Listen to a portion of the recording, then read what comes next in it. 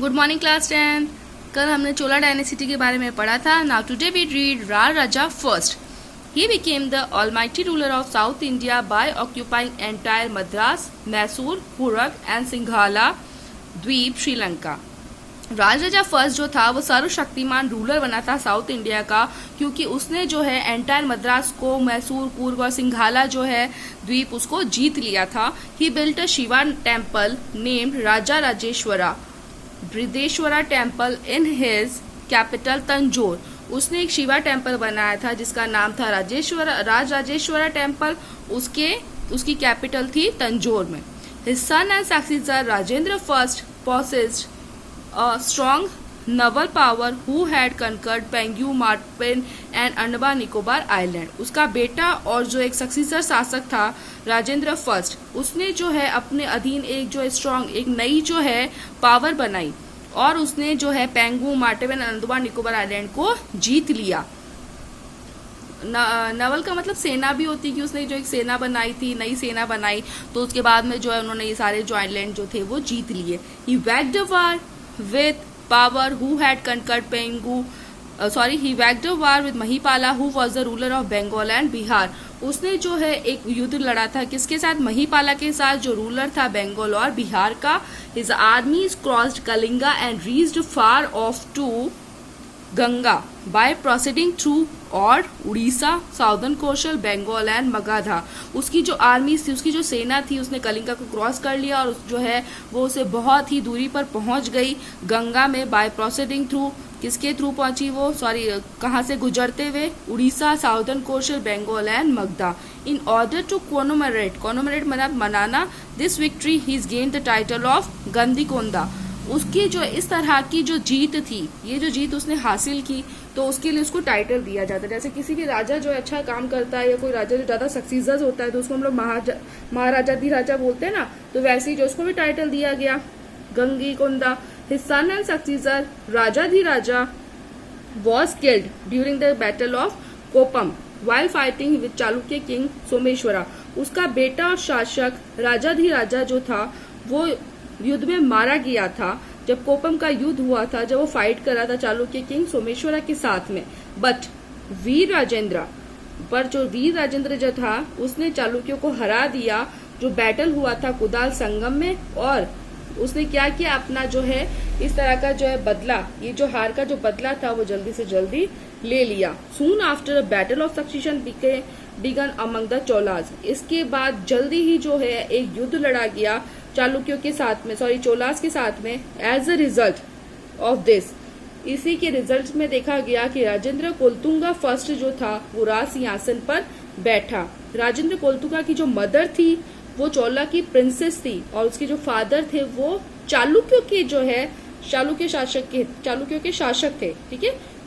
In this way Kulottunga establish a new dynasty named Chalukya Chola dynasty. इसलिए जो है कोलतुंगा ने जो है एस्टैब्लिश की एक नया साम्राज्य जिसका नाम उसने रखा चालुक्य चोला डायनेसिटी। क्यों नाम रखा है? क्योंकि उसकी जो मदर थी वो चोला की प्रिंसेस थी और फादर जो थे वो चालुक्यों के रूलर थे। ही रूल फॉर 40 ईयर्स। उसने जो 40 ईयर्स तक रूल किया था। Okay, now is Chola administration. अब जो है चोला साम्राज्य में जो है एडमिनिस्ट्रेशन कैसा था? Chola administration was based on the gram panchayat system. Chola administration जो था वो ग्राम पंचायत सिस्टम के जैसा ही था।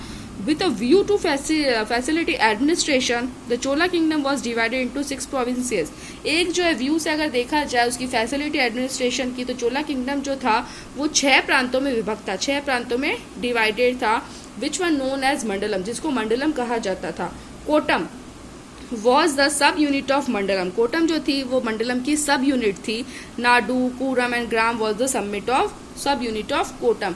ये सारी जो कहते हैं ना सबसे ऊंचा जो पद होता है, उसके बाद जैसे हम लोग ने पहले पढ़ा था ना, आपको याद होगा गवर्नमेंट के 3 पार्ट्स होते हैं।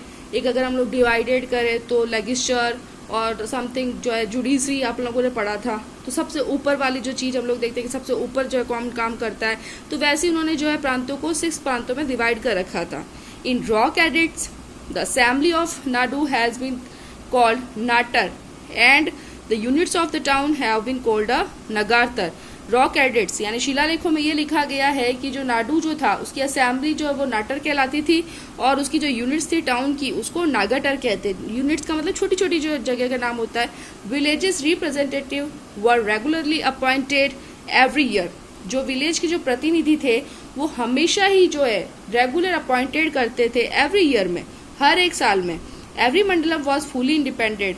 हर मंडलम जो था वो पूरा इंडिपेंडेंट था। But there was no central legislature present to control the power of the king. लेकिन यहाँ पर जो है कोई सेंट्रल लेजिस्लेचर, किसी भी तरह कोई लेजिस्लेचर नहीं था जिससे कि किंग की पावर को जो है कंट्रोल किया जा सके। About 1/6 part of the land produced by obtained by the king in the form of लगान। 1/6 पार्ट जो लैंड का था वो अगर वो प्रोड्यूस करते तो उसमें से जो है कुछ पार्ट जो है लगान के रूप में राजा को देना पड़ता था, मतलब लैंड रेवेन्यू। दिस लगान could be paid in the form of grain और गोल्ड कॉइन्स। ये लगान जो है वो पेड कर सकते थे किसमें, अनाज में या गोल्ड कॉइन्स में। The gold coin which was circulated during the Chola period was called kashu and is weighed 16 ounce।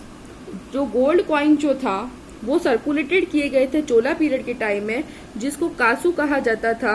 और इसकी जो वेट आप देखो क्या कितना वेट है इसका, 16 आउंस। 16 आउंस जो हम लोग बोलते हैं 1 पाउंड का लगभग 16वां हिस्सा। जैसे करेंसीज होती है वैसी जो उसका वेट होता है, उसका वेट कितना था, मतलब 1 पाउंड आप देखो 1 पाउंड का लगभग 16वां हिस्से के बराबर था। Along with massive military power, the Chola kings also possessed a strong naval force। इसी के साथ एक जो है बहुत ही अच्छी मिलिट्री पावर थी चोला किंग्स के साथ में, जो स्ट्रॉन्ग नवल फोर्स की तरह काम करती थी। Chola kings initiated various large irrigation schemes and build many roads. Chola kings जो थे उन्होंने बहुत सारी सिंचाई की जो स्कीम्स की थी और बहुत सारे रोडों का निर्माण किया था। Now is Chola art. The Chola promoted the architecture style of the Pallavas. Chola ने जो है आर्किटेक्चर स्टाइल जो था पल्लवास का उसको प्रमोट किया। Various feature of Dravida architectural style of the Cholas are as follows. और इसमें से बहुत सारी जो फीचर्स थी द्रविड़ आर्किटेक्चर की उसको जो है उसके स्टाइल को चोलाज ने जो है फॉलोज किया था। Quadrate vimanas, mandaps, gopurams, large halls adorned with artist pillars, traditional lions for decoration, bracelet, brackets and joint pillars. ये सारे जो आर्किटेक्चर की चीजें जिससे कि किसी भी भवन निर्माण की कला का पता चलता है, ये सारी चीजें जो थी चोला आर्ट की वो उन्होंने जो है पल्लवास से क्या की, प्रमोट की थी। The Shiva temple, Rajeshwara temple of the Tanjore build by Raja first is an excellent example of Dravida architecture. जो शिवा टेम्पल जो है राजा राजेश्वर टेम्पल में जो तंजौर में है, जो किसने बनाया था हमने पहले पढ़ा है राजा फर्स्ट में। ये जो एक बहुत ही अच्छा एग्जाम्पल है द्रविड़ आर्किटेक्चर का। The system of canals is south India is a gift from Cholas. जो एक सिस्टम किया गया था कैनाल्स नहरों के लिए साउथ इंडिया में, वो भी एक बहुत ही अच्छा गिफ्ट है चोलास की तरफ से। Temples of Chidambaram and Tanjore are the best among Chola temple. जो टेम्पल्स जो मंदिर बने हुए चिदम्बर और तंजौर में, वो भी जो है बेस्ट जो है चोला टेम्पल्स है। The copper statues of Nataraja Shiva built during Chola period are regarded to the best. जो कॉपर तांबे का जो स्टेच्यू बना हुआ है नटराजा शिवा का, वो भी चोला पीरियड का सबसे जो है बेस्ट माना जाता है। जैसे देखो आप सी दिस पिक्चर, ये जो है नटराजा ब्रोंज स्टेच्यू है नटराजा यानी शिवा का। Okay, gopuram style of building temples are develop in this period. Gopuram style की जो बिल्डिंग्स टेम्पल थी वो भी जो इसमें बनाई गई। जैसे आप देखो पिक्चर देख सकते हो temples of the Chola period, कितने सुंदर टेम्पल्स इन्होंने बनाए थे चोला पीरियड के टाइम में, जो आकर्षण का केंद्र भी रहे हैं। और ये इसी के साथ में जो आपकी बेस्ट जो है ब्रोंज स्टेच्यू ऑफ नटराजा है। Okay, now is society. Chola king were the followers of Shiva sect. Chola king जो थे वो शिवा के भक्त थे। In the records of royal kings performance of Ashwamedha yagya has also mentions. जो रिकॉर्ड्स है रॉयल किंग्स में उसमें अश्वमेघ यज्ञ का भी परफॉर्मेंस मेंशन है। Woman use to be property owners in the society. देखो कितनी अच्छी बात है कि जो औरतें जो थी वो भी जो है प्रॉपर्टी की ओनर मानी जाती थी उस समय समाज में। दासा and devadasi system was also prevent. दासा और देवदासी सिस्टम जो थे वो भी फैले हुए थे। Okay, now tomorrow we read Pallava dynasty. Okay, till then, now thank you.